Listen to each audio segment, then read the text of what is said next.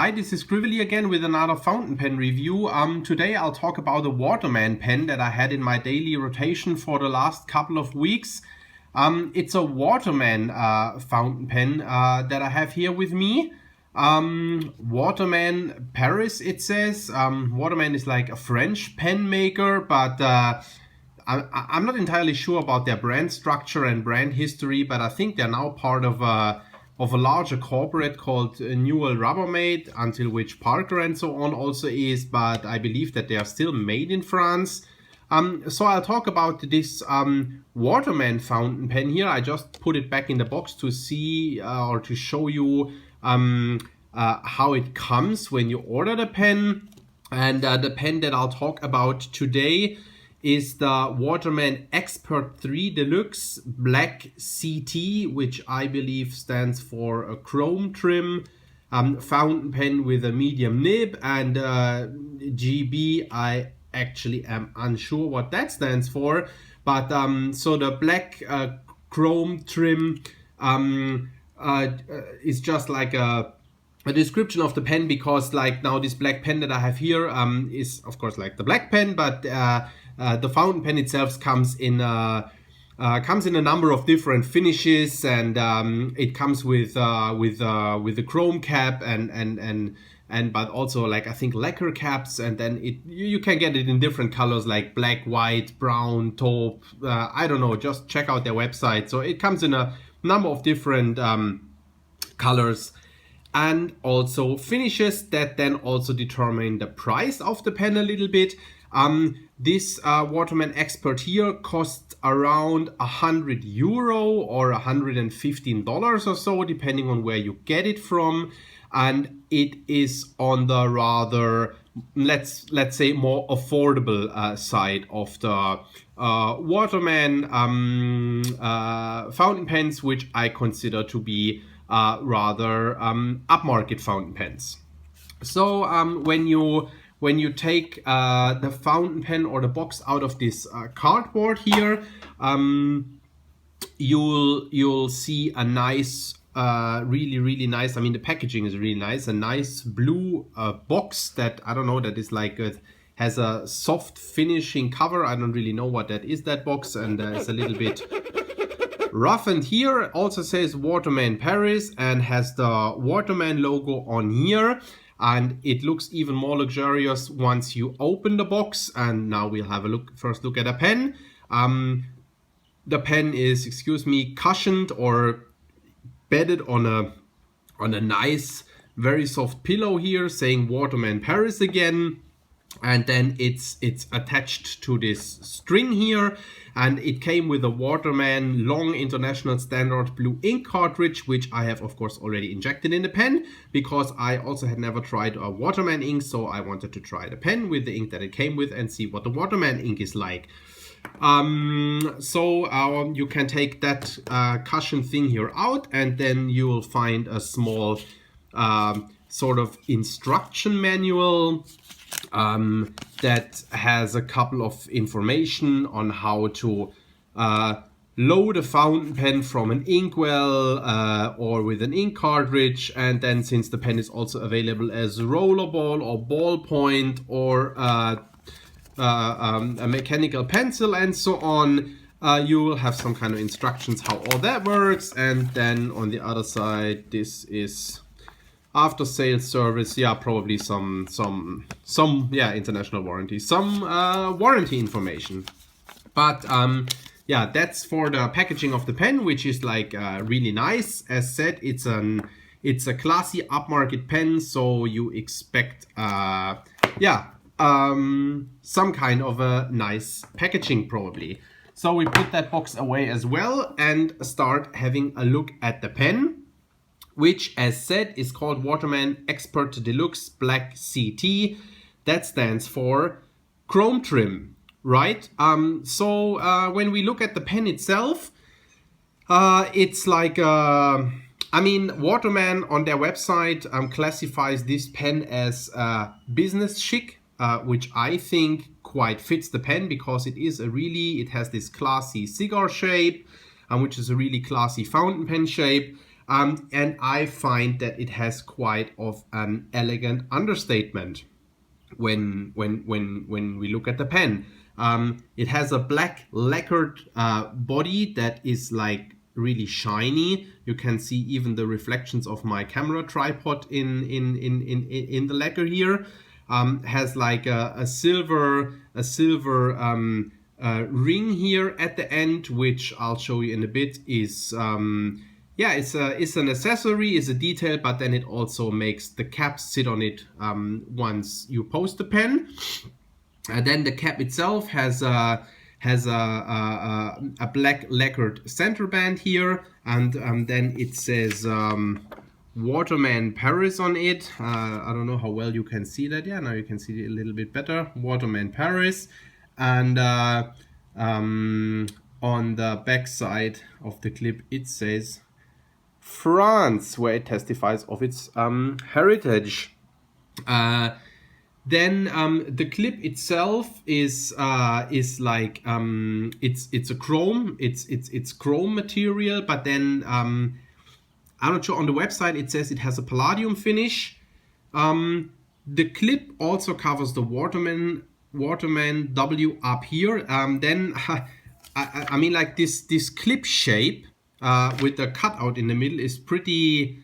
That's like sort of a Waterman trademark thing. So like most of the Waterman pens have a clip like that, and I couldn't help but thinking of it that it sort of looks like a tie.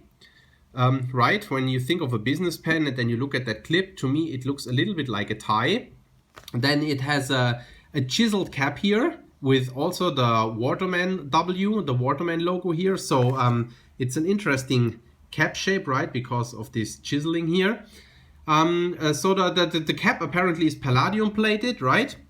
And so what I had to think about when I thought about a tie in a business setting and this chiseled cap shape here is like, I thought that probably when you insert that pen in your shirt pocket, this chiseled cap and the Waterman logo, which is now facing towards the front of your body, will most likely allow any person standing in front of you allowed to see that you actually carry a Waterman pen, right?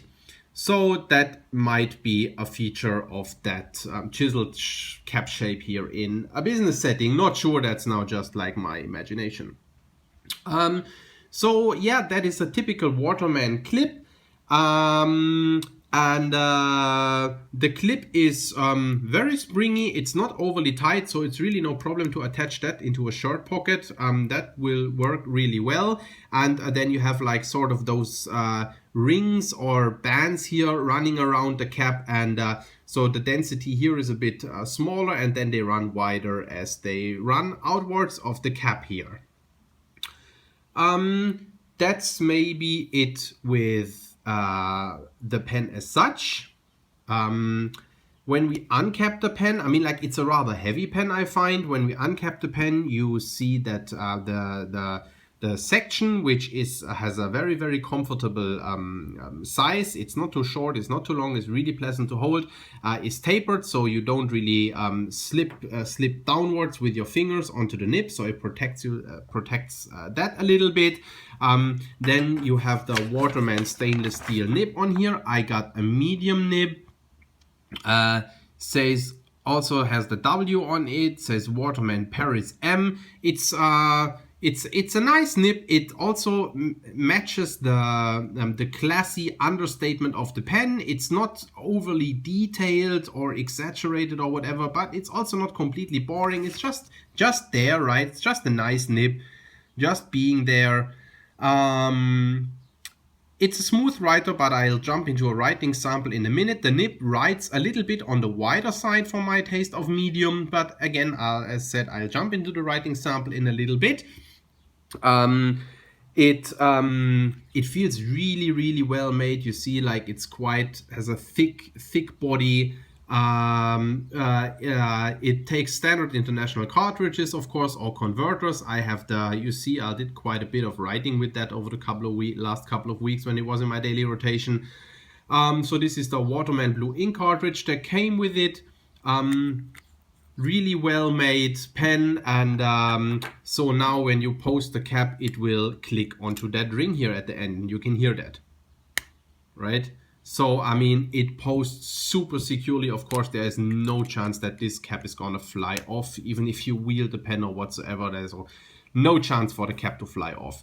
I prefer to write the pen unposted because I don't know why or what is inside here at the back. I find that even unposted, I mean, first of all, it's a rather large pen, and I'll do some pen size comparison in a second, but I find even unposted, it's slightly top heavy, which it doesn't disturb me. It's still really comfortable, but again, it is slightly top heavy. But when you put that chrome cap on, it gets like really top heavy and also too long for my taste. So, but of course, that's a matter of preference. It might still perfectly fit larger hands or people that just prefer to write their pens posted. But as you see here, the gap when the pen is posted here, the gap is really the same everywhere around. So I mean, this is like really great pen making, pen manufacturing executed to its best.